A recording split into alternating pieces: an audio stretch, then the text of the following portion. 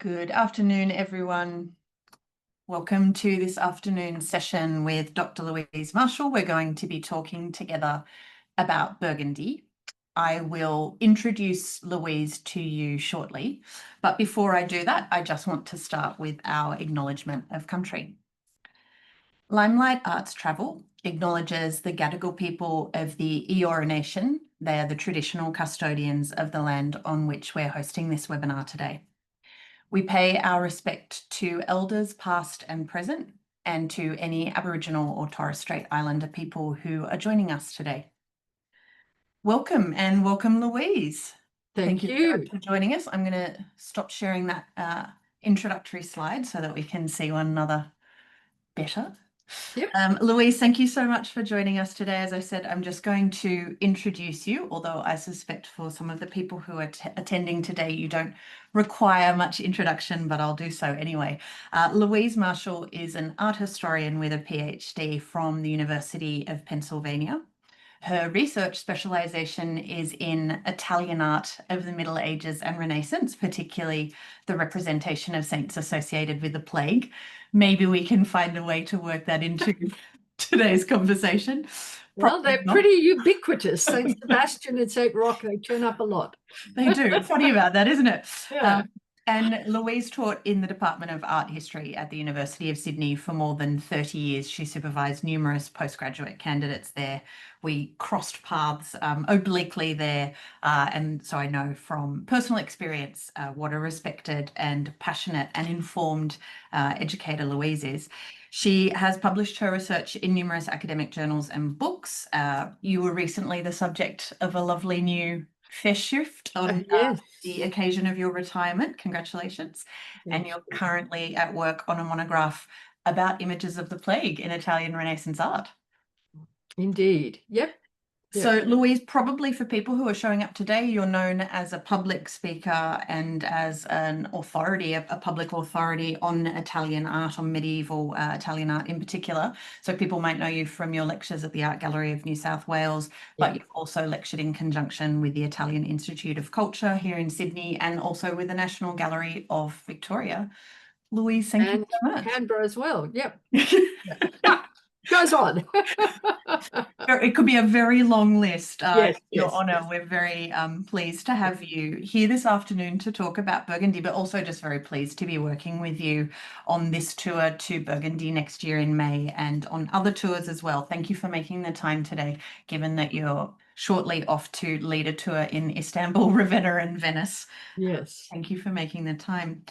So Louise, in today's session, we're going to talk about Burgundy, particularly Burgundy in the Middle Ages. And the art history of Burgundy in the Middle Ages is very interesting. We'll come to that shortly. How did you find your way to art history as a discipline? Well, I always tell my students I had a conversion experience in the Church of San Francesco in Assisi, which, if any of you have been to, is, Assisi is the birthplace of St. Francis, and it's a double-barreled church covered with magnificent 13th and 14th century frescoes. And my conversion was not a religious conversion, but an art history conversion. I was currently then taking time off. I'd done 1 year of university. I was planning to be a historian or maybe a language scholar. I was working on Japanese and French.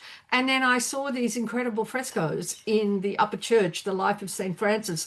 And I thought, my God, these are so amazing. I've got to go home and find out about them. And that was it. I was hooked, because you get the history, but you also get these magnificent things to look at. So, I've been a visual aesthete in love with art ever since. Well, and what a place to be converted. I mean, it's quite understandable. Yes. Impressive sight, and almost like a little microcosm, really, of medieval Italian art when you think about the people who have made their way through that basilica, either in life or as or in death in St. Francis's case. And they're so, I mean, if I could just put in a little plug for Assisi, I'm sure you have tours going there or will have, those frescoes are so engaging because of the way they incorporate details of everyday life. You just look at them and you think, oh, that's a street in 14th century Italy. Mm. So Is anyway. that what drew you into medieval art, that sense of immediacy that you got from the frescoes in Assisi? I think so. They're life size, they're brightly colored, and you just felt like medieval history was unfolding in front of you, which is a rhetorical effect. It's a fictional effect, but it just shows how brilliant those artists are, that they make you think it's unfolding before your eyes. And yet, I mean, I completely agree with you, and it's the also the color and the detail of those frescoes, particularly in Assisi. But we'll move to Burgundy shortly. And yet, it seems to me that often when people think about, great Western European art, their minds go to the Renaissance and to the Baroque, and maybe less to the Middle Ages. I mean, we could have a whole conversation about maybe Vasari and the role that he has Yes. to play in that. But do Yes. you think that we feel that we need more explanation, more help when looking at medieval art? Well, I think that could well be the case, and if so, come to this tour and you will learn all about it. But um, I think it's because it isn't as naturalistic. It's not Mm, as photorealist, you know. mm, Um, medieval art is usually religious art, although there is secular art, non-religious subjects as well. But mainly you're looking at art that's made for churches and for religious purposes. So sometimes, we're not necessarily familiar with the stories, but I think it's also that it's, the figures are different sizes. Like the most important person is often the biggest. And the bodies aren't anatomically realistic in the way that they're starting to be in the 13th and 14th centuries. So I do think that maybe medieval art is a little bit like it's less sort of what we just expect art to look like. mm. But it repays looking at. And I think actually in many ways it's much more expressive, certainly Romanesque especially.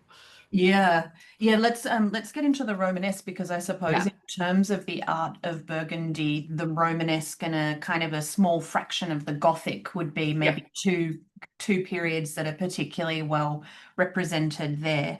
For people who are listening along, I should also say, which I didn't say earlier, that you're very welcome at any time to drop any questions that you have for Louise into either the chat or the Q&A function, whichever one comes to hand most easily, and we can see those and address any questions that you have as we chat.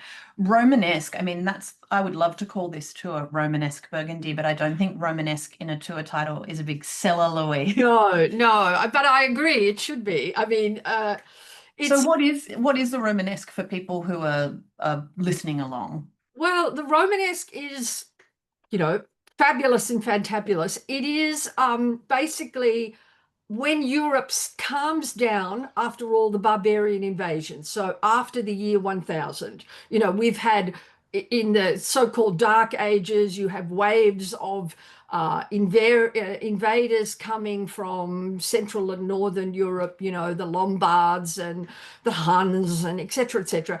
By the time, around the year 1000 and after that, things have calmed down.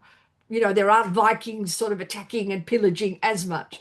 And so kind of trade can resume, populations can start to grow, cities start to become more important, and travel is more possible.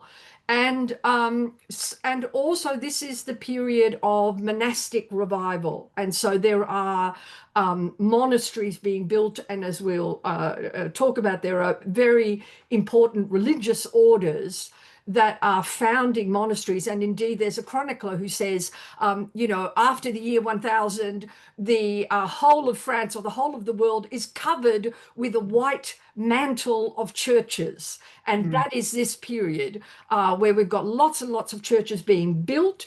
And so Romanesque is really the first international style after Roman art. Really, it covers all of Europe. Wherever you go, you will find Romanesque art in Western Europe. And the term, of course, is a modern term. It's not what people at the time would say, but it's quite useful. And in fact, when we go to Autun, which is one of the sites that we'll visit, we really see where the origins of the term Romanesque come from, because it really means like looking back to the ancient Roman art and architecture. And Romanesque churches, this white mantle, are like the first buildings since classical antiquity using like monumental stone architecture with these incredible barrel vaults. And so you can, and in Autun, you really, when you look at the architecture, it really looks like Roman. There are references to Roman architecture in it. It has kind of striated capitals that look a bit like Roman capitals. So the origins of this term come with 19th century scholars, and so Romanesque as Roman-like. But in addition to the monumental architecture, we see the revival of monumental sculpture. And that really is the glory of Romanesque art. I mean, there are beautiful Romanesque frescoes as well, but what we will see, what I'm so excited about with this tour, is that we go to two of the three great masterpieces of Romanesque art, which are the two churches of Vézelay and Autun, which are both monastic churches. And I should have said that the other thing about Romanesque art is that it is very much pilgrimage art. So this calming down, more settled life means that travel is possible and people go on pilgrimages. And there are pilgrimage routes that are from monastery to monastery. And of course, the monasteries have the obligation of hospitality. So the audience for Romanesque art is really the art of the monasteries, and it's directed both at the monks, but also at the pilgrims. And so these two churches have these enormous carved tympana, carved portals with incredible, majestic, superb carved sculpture. And I suppose, getting back to why I love Romanesque art so much, it is really highly expressive and kind of wild and communicative and sort of almost unrestrained in a way that Gothic art, later medieval art, isn't, where everything starts being categorized and, kind of ordered. Romanesque art is really very, very expressive, and the bodies you often see, they're so sort of elongated or distorted, but it's about expression, about sort of emotional expression. So yes, Romanesque art is very exciting. I think it's really it's this wonderful upsurge of creativity in the centuries after the year 1000. So it's a very long answer, but it is very exciting, I think, Romanesque. No, I'm equally excited, and there were many kind of little things in there that got my mind firing that I thought we could pick up on and talk about. But I suppose one of the things that's fascinating about Burgundy is that, it's quite a geographically constrained region. It's not a particularly big part of France, and it's wedged in almost equidistance between, say, Geneva and Paris. You can get to almost in the same time from either place, and that, I suppose, that's relevant for its historical development as well, the way in which it's kind of a geographical wedge with a good river running through it as well, which aids travel, as you've said. But maybe if we pick up on the churches and the monastic building and that beautiful, I always get goose pimples when someone says that beautiful quote of Raoul Glaber's about the white mantle of churches. The white mantle. Just brings goosebumps. But maybe if we start there, of course, as soon as you talk about church building in Burgundy, my mind doesn't go to Vézelay or Autun, it goes to Cluny. Tell us about Cluny, because a visit to Cluny is certainly on the itinerary. So tell us about Cluny. Yes. Well, that will be exciting because I've actually never been.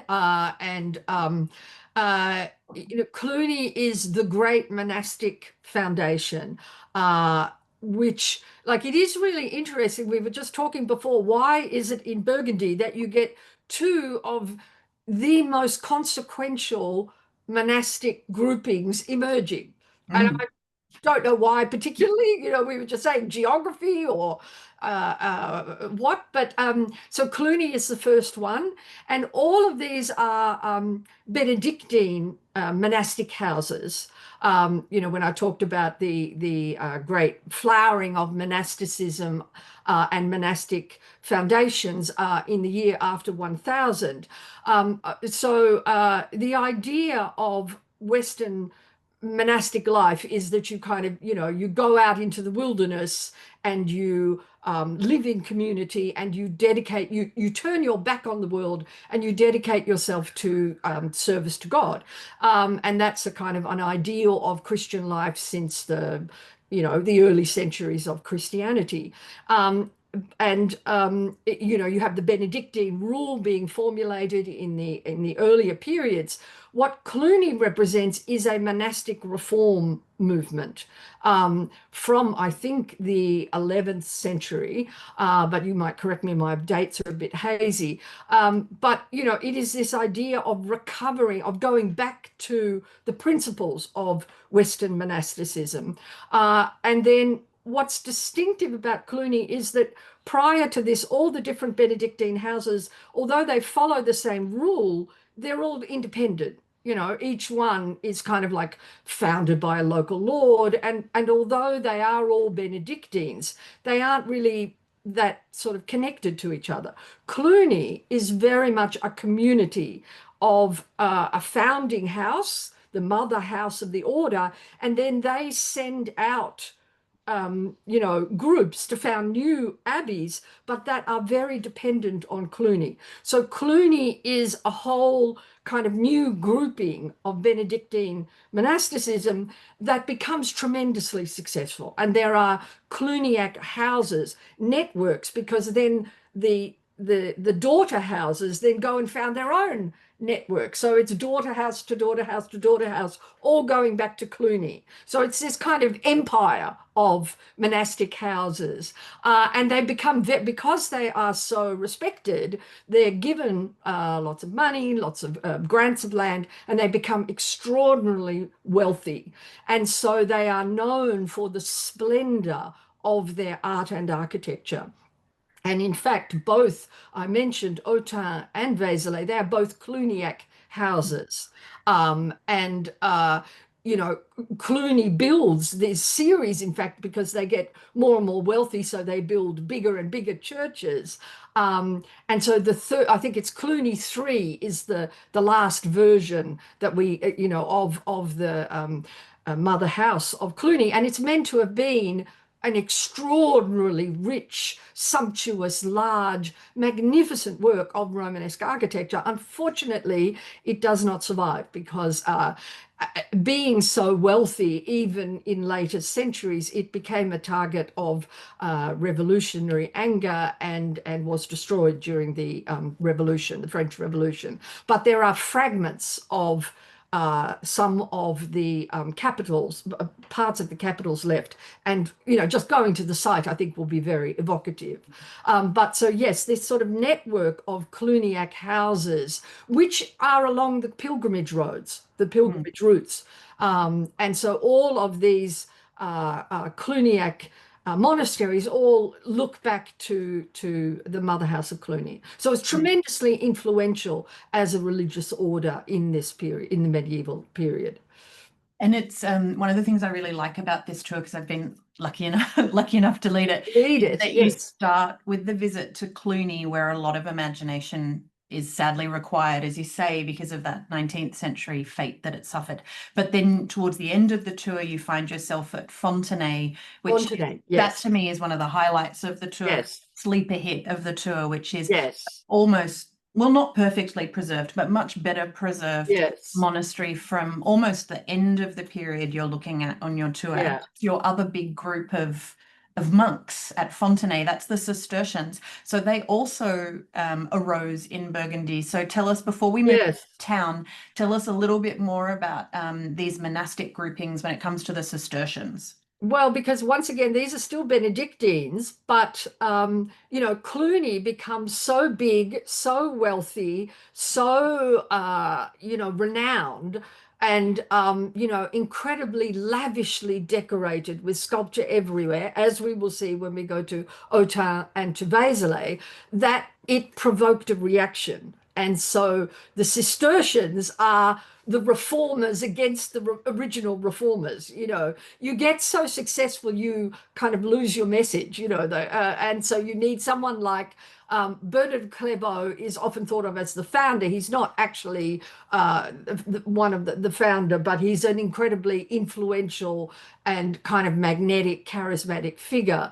But so you know, the Cistercians are vehemently against the wealth of Cluny, and they are like the ascetics. You know, you can't have anything nice to look at. And so Bernard of Clairvaux, one of the most famous examples of the Cistercians, members of the Cistercians, writes a very famous diatribe against sculpture in monasteries. What are these, you know, grotesque things, these beasts with human heads and humans with animal heads? But the funny thing is, he writes about it in such detail. He's obviously been looking very carefully before he says, okay, we can't have that. And so the Cistercians, once again, they do follow the Cluniac model of a mother house with daughter houses. So once again, it's an alternative grouping. They are not Cluniac. They don't have lots of money, or they get money, but they want to be, you know, much more strict. So no carved sculpture, no beautiful portals. But what the Cistercians then do is that their architecture becomes incredibly eloquent because it's so simple, you know, with no carvings, no kind of additional ornament, that the geometry and the kind of regularity of Cistercian architecture is itself beautiful, and it's very kind of geometrically pure, and Fontenay is a great example of that. And you really kind of see how the architecture expresses the kind of spirit of the community, that it's all about this sort of striving towards God that's not going to be, you know, swayed by lovely pictures, but just concentrate on things of the spirit. And you do get that. And of course, the other thing is that these monasteries are entire communities. And so it's not just a church, it's places where people live and eat. And so there's a cloister, like a courtyard with arcades around that connects all the different parts of the complex. Which will include, you know, the refectory where they eat, the infirmary, you know, the chapter house where they come together for meetings, etc., etc. So Fontenay gives you a great sense of, as you say, a medieval monastery with much more of its different component parts intact. So that will also be a great highlight. Yes. So we've talked then about Burgundy as the kind of center for this these two different kind of monastic communities that become the two most important medieval monastic communities, you know, kind of paralleling in some ways, I suppose, the importance of the Franciscans and the Dominicans later, where you later on, yeah, the Assisi. So that's what's happening out in the monastic communities. But Burgundy is also has it's an urban place. It's got some quite important urban centers. You talked about pilgrimage. I mean, it's impossible not to be talking to you and not talk about pilgrims and saints and plague and all the things that happen as we move around Europe in the Middle Ages. So you've mentioned two towns that are really important for Burgundy, with two very important relics of saints in those centers. So you've talked about Vézelay with Mary Magdalene, yes, and Autun with her brother.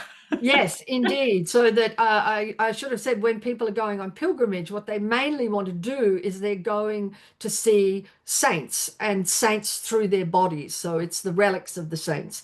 And you know, the reason why people go to Vézelay and Autun is because the relics of two famous saints are believed to be kept there. Vézelay has the body of Mary Magdalene, or thought they had the body of Mary Magdalene, and who is the Mary who is beloved by Jesus, who washes his feet with her hair, with her tears, and dries them with her hair, and is the Mary Magdalene to whom Christ appears first after, well, of course, he would go and see his mother first. But then in the Bible, the only person who, the first person to whom Christ appears is Mary Magdalene, when she comes to anoint his body with precious oils. And so then, so Mary Magdalene's body is said to be preserved at Vézelay. I qualify all this because there was a big dispute, later on about who had the body of Mary Magdalene, and later on the Dominicans find another body and they say, well, actually this is the body of Mary Magdalene in I think it's the 13th or 14th centuries, and so Vézelay declines, and this other body gets more promoted.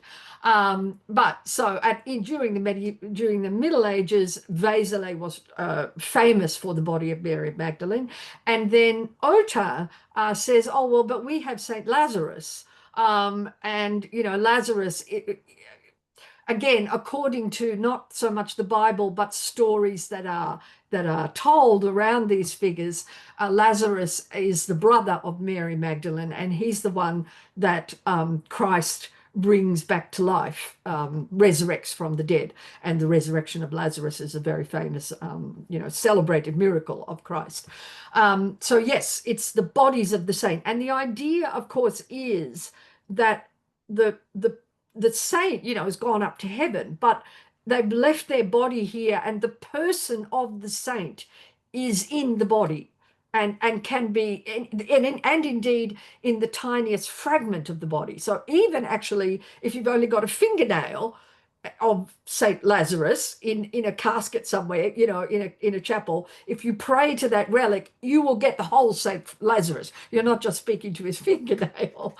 But in the medieval period, these were actually thought to be whole bodies, which is even more kind of prestigious. So these are major pilgrimage destinations in their own right, and both of them, in fact, Autun and Vézelay, are on one of the great pilgrimage routes that goes through France and down to the border between France and Spain, and then on to Santiago de Compostela, which is along with Rome, because of course lots of martyrs died in Rome, and Rome is full of holy bodies, including the body of St. Peter and the body of St. Paul. So everybody wants to go to Rome, but if that's too far, or maybe you've already been to Rome and you want to go somewhere else, you can, St. James, the body of the Apostle St. James in Santiago de Compostela, in the northwest of Spain, is the other great pilgrimage destination. And so there are Cluniac houses all the way along the pilgrimage routes, and there's multiple pilgrimage routes through France, and Autun and Vézelay go through Burgundy and are strategically sited on those routes, or indeed probably the routes were created to link to deliberately take advantage of the hospitality. And I guess the other thing on the tour is that because you have, I think, 4 from memory, 4 gentle hikes. And so you'll get to walk the opposite direction to the pilgrims. You'll go downhill from Vézelay rather than uphill as the pilgrims did. And you'll get to pass as well the place where Bernard of Clairvaux preached. I can't remember which crusade. Oh yes, one of those crusades. I'll look it up before we get second there. Second or third. Yes, something like that. So you'll get to connect a lot of these dots on the tour.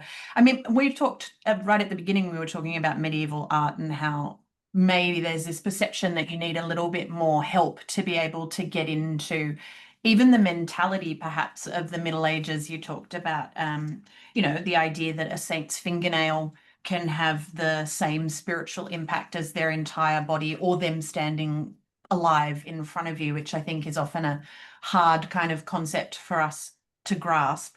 but it's made very visual when you visit these places because of the power of the sculpture that you were talking about before. Can we maybe start with Autun of the two sites? Can you please tell us a bit about, well, I say Gislebertus, but you might say Gislebertus. I say Giselbertus, but I have no idea, but this is famous because, I mean, the church was rebuilt in the 1120s, and then they also, at the same time as they're doing the architecture, they decorate the architecture so that there's carved capitals, so that the tops of the columns have, some of them have narratives on them, but the main sculpture is the west front, the facade, which is like a kind of giant billboard.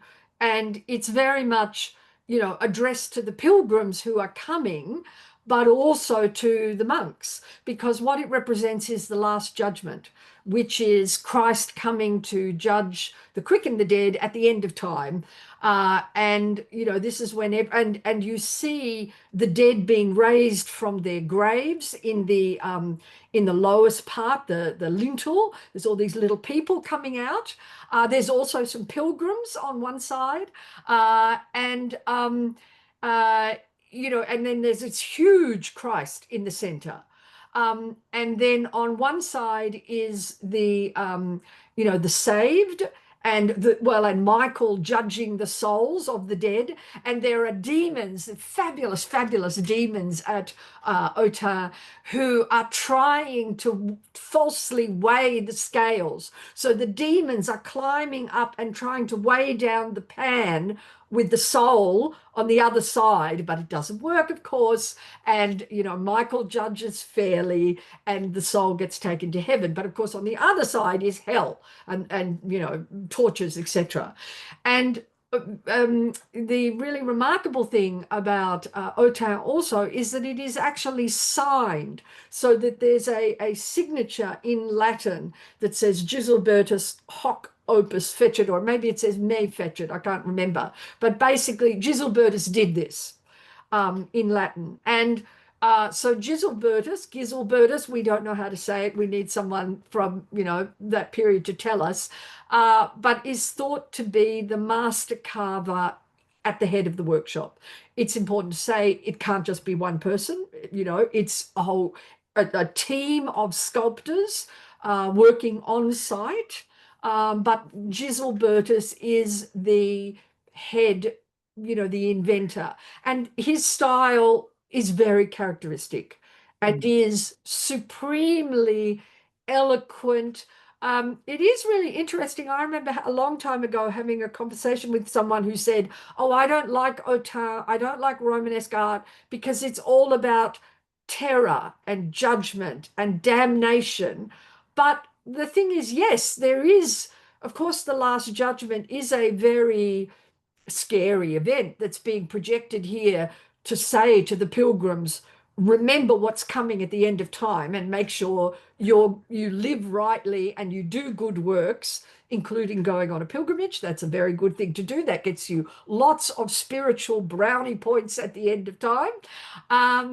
But so yes, it is scary and terrifying, but at the same time, and his demons are wonderful and have this kind of spiky hair everywhere.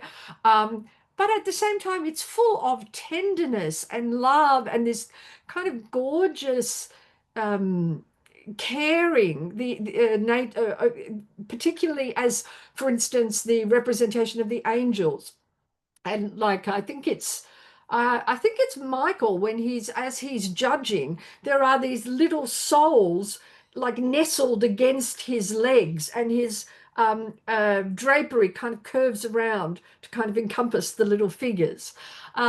So yes, it's scary and terrifying, but if you live rightly, you'll be on the side of the elect, So it's not all terrible. And Giselbertus is a wonderful storyteller as well. So some of the other scenes, like the journey of the on the capitals, like the journey of the Holy Family into Egypt. You know, there's this beautiful figure of Mary Yeah. cradling the baby, and the angel. I think it's either an angel or maybe it's Joseph leading the donkey as it kind of it's sort of got its one Yeah. leg up, and then there's a very like I think like one of the masterpieces of Romanesque art is the capital of the Dream of the Magi, The wise where man. the Yeah. three kings are sleeping Yeah. under the one blanket.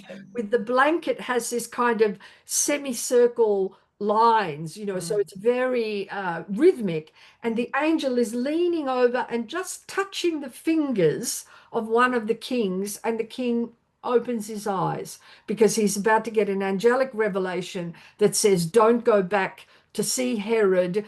He said he was so excited to hear about the birth of the king, the baby, the infant Christ, but if you tell him, he'll kill Christ. So don't go back that way.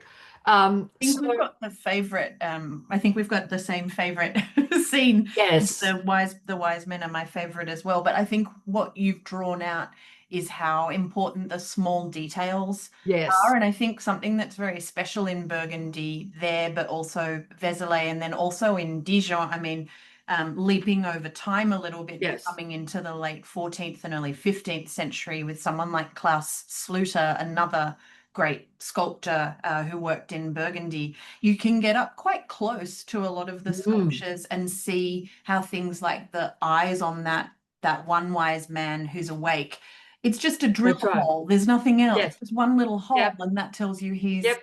awake. So the details Yes. I think are very beautiful in Romanesque sculpture, but I am keeping an eye on the time because we usually Yes, try but to can get I you to just about, say yes, one more wonderful detail in please. Otard and is very famous, is the on the lintel where the figures are being um, resurrected. There is a very famous detail because they very conveniently get resurrected on the right side. So the elect get resurrected on the side of heaven, and the bad guys get resurrected on the side of hell. And there is a little figure coming up out of the grave, and then these giant hands Pincers. come down on either side like pincers and come on either side of the neck. And it is just the most eloquent detail of the hand of doom coming down on the sinner. So It's that's a, what I mean about those tiny details, but yeah, so communicative, so powerful. yeah. I think that kind of expressiveness is very distinct to Romanesque art, and you don't get it in the same way in Gothic art, which is different. It's got lots of other wonderful things about it, but that kind of wild, untrammeled, incredible expression is the heart of the Romanesque. One of the things that I think is tough about, so Autant, you've got the Last Judgment tympanum that you've described, and then you go inside the church. There are replicas of the capitals that you've described in situ, but you can go into a small little museum that's finally just reopened, and Oh, you can get, great. yeah, you can get up to head level with the Yep. most famous capitals that you've just described, which is amazing in terms of looking at their technique. But then you go to and when you're in Autun and then when you go to Vézelay, you hear about the post-French Revolution history of those places. So we're lucky that the sculptures in Autun survived because they'd been covered over before the revolution and people forgot they were there. But Yes. Vézelay, it was all front and center, just like at Cluny. It was very clearly there, and a lot of destruction happened, as you've Yes. described for Cluny. And you get these 19th century not Yes. well, reconstructions, yes, but you get a reimagining of the site in the 19th century. Do you think that changes how we experience as a visitor those places? Does it have a kind of a negative I guess it's impact? yes, we have to sort of make a bit more of a effort of historical imagination, but I think there's still enough left, obviously, at Vézelay to enthrall, and yes, the sort of parts of the parts of Vézelay are not as exciting because of that. But, Vézelay preserves that beautiful nave with the kind of luminous clarity of a sequence of barrel vaults with these beautiful black and white voussoirs. And then the Vézelay narthex, the kind of porch, has another one of these giant billboards, and this time it's the Pentecost, the descent of the Holy Ghost or the Holy Spirit to the apostles after the Christ has gone back up to heaven. And again, it has a giant Christ.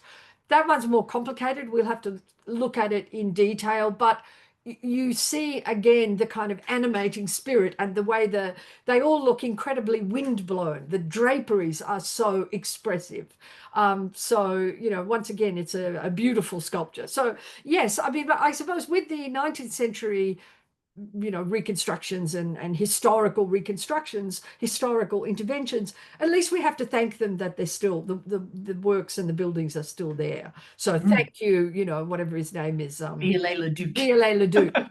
Yes, we appreciate all his work. You encounter him many times on this trip. Yes, Becomes indeed. the unofficial mascot of your tour. Yes. You've described a period during the Romanesque, so let's say the early Middle Ages, where Burgundy, despite being small but a very wealthy and fertile kind of region, becomes the center for these two connected movements of monasticism and also an important pilgrimage destination as well. If we jump into the late 14th and 15th century, Burgundy becomes part of a bigger duchy that also ends up including the Low Country, present-day Netherlands. The Netherlands. It becomes an even wealthier, wealthier and more cutting edge and more innovative center for particularly, it seems to me, luxury kind of consumer arts. Yes. But you do get some amazing works of sculpture and also of painting that are produced in Burgundy in that period. We've talked a bit about sculpture. So can you tell us perhaps about Roger van der Weyden's work in bone, which is also we should say, the base for this tour. So the base for this tour. Yeah, you'll spend 9 nights next door to Bone. Yes. The Bone altarpiece. So the Netherlands, the Low Countries, Flanders and like modern day Belgium and I guess a bit of Holland, are incorporated into the Duchy of Burgundy from the late 14th century, when the ruler of Burgundy, the Duke of Burgundy, also becomes the Count of Flanders and through marriage. And that means that in the 15th century, the Duke of Burgundy is much more cosmopolitan, in terms of as you were saying, the cultural makeup of the court, and also that he's shuttling backwards and forwards between residences. And so certainly he can bring Netherlandish artists to Dijon or to Beaune.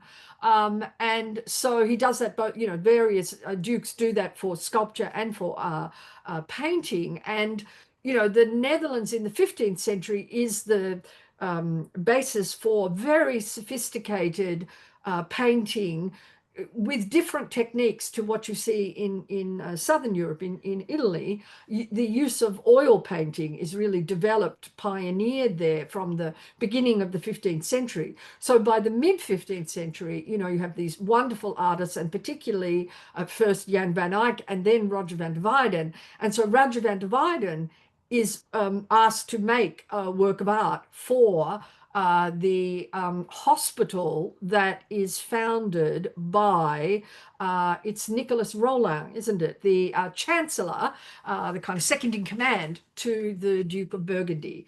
And Beaune, I've forgotten now, it's his native town or it's his hometown, or there's some connection between Rollin and Beaune, which I will... Through his wife. His wife, from memory. He's more associated with Autun, actually. Right, that's right. He's from Autun. Yeah. Yes, That's right. But in any case, he wants to endow this foundation, this charitable foundation of a hospital. And so it's a beautiful altarpiece that is still in situ, in place, although the whole place is now a museum. But it's once again, it's the same theme that we will see, that we see at Autun. Roger van der Weyden paints in the mid-15th century, in the 1440s. It's the Last Judgment. So once again, we see Michael with the scales and, you know, all the panoply of the judging Christ and the glories of heaven and the torments of hell. So it will be wonderful to be able to compare these two masterpieces, but at such a distance of centuries, different media. Roger is a real master of oil painting, incredible sort of sense of glowing. You know, it's almost like it sort of glows from within, and beautiful expressive faces. And, you know, his Michael holding the balance is just so gorgeous. So that will be very exciting to see that. I always think if you're a patient at that hospital and you're lying in one of your little beds in your ward, Well, looking down at that altarpiece, I'm hoping that it would just be the beautiful pinks and golden kind of tones that you can see from way back, rather yeah, than, well, you know, the because, burning you know, fires of hell. you're suffering. You know, again, it's a scary vision, but it's also consolatory because you're suffering, but after suffering, you'll go to heaven, and here you are, you're seeing it all, you know.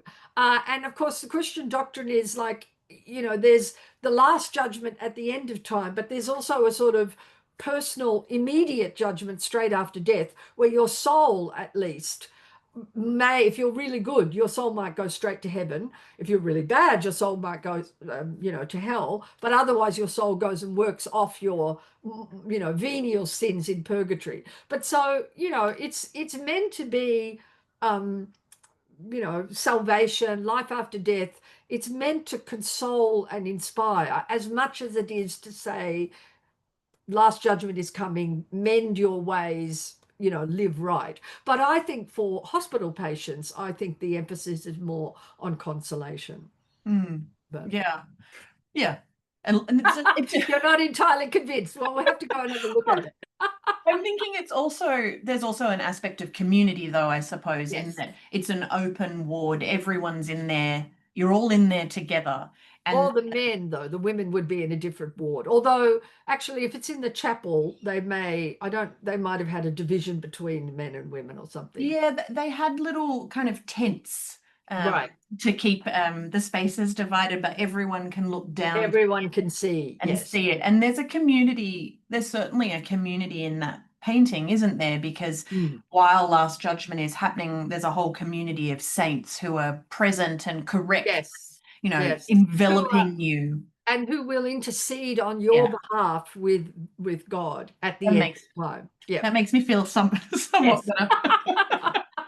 Louise, have we, before I move to some final questions, have we touched on the things you're most looking forward to? Is there some kind of art highlight on the tour? Well, I think, you know, seeing Vézelay and Autun will just be fabulous. I've been to both these sites, but coming back to them will be great. And, you know, and then you add in Roger van der Weyden and being able to do some walks on the Compostela route. And Fontenay, I think it's a pretty great tour. I think we've got all the highlights I'd like. Excellent. And we should say there are some, obviously we can't go to Burgundy and not drink some wine. So there will also be some wine experiences on the tour. I think, having led the tour, I can tell you, I think you're really going to enjoy the farewell meal, which is takes us back to where you started us, actually, with the Cistercians when they took over a particular plot, or the Clos de Vougeot, a castle which was part of their estate, which is now the headquarters of the official Burgundian wine brotherhood, and it's a big medieval castle, and you will have your farewell meal in there with sounds amazing. Yeah. quite a few glasses of red wine. It is a tour for the red wine lovers. I'm going to give people a moment, if anyone has any questions about the tour, any questions for Louise that they want to drop into the chat or into the Q&A. Now is the time to do that, because otherwise I'll start wrapping us up shortly. You mentioned the walks, Louise. You are an avid walker when you're in Yeah. Europe. Is there something in particular that you look for when you're on a walk? Do you like to move through nature, or are you looking for kind of waypoints along the way? How do you approach those kind of walks? Well, I've done both I've done all of the Spanish Camino from Saint-Jacques down the bottom of on the French side of the Pyrenees all the way through to Santiago and then on. And I've also walked a section of the French Camino. There are multiple ones, but I've walked the very picturesque Le Puy-en-Velay down to Moissac. But I'm looking forward. So this is a part that I'm not as familiar with. But the French ones are really noticeable for the way in which they immerse you in the landscape, much more than the Spanish Camino, which is very much sort of it's the historical route, which then of course became the main roads in Spain. Whereas in France, I think as they've reconstructed, of course, all of these are due to 20th century efforts to reconstruct and make the Camino to Santiago and to make them walking trails. They very much are about we're going to take you everywhere except to the main road. So Mm, you do tend to walk through beautiful countryside, or if and quite sort of rural. And if you're on a road, it's a very small, minor road with no traffic. mm, So I really appreciated that aspect of the French walks that I've done, and also the way, like, there are little chapels and churches everywhere, mm, and so and they're always open in France, whereas in Spain they're not always open. mm, And so it's the French way, I think, is more picturesque. But mm. Santiago, of course, that is a fabulous route as well. But so I'm looking forward to that.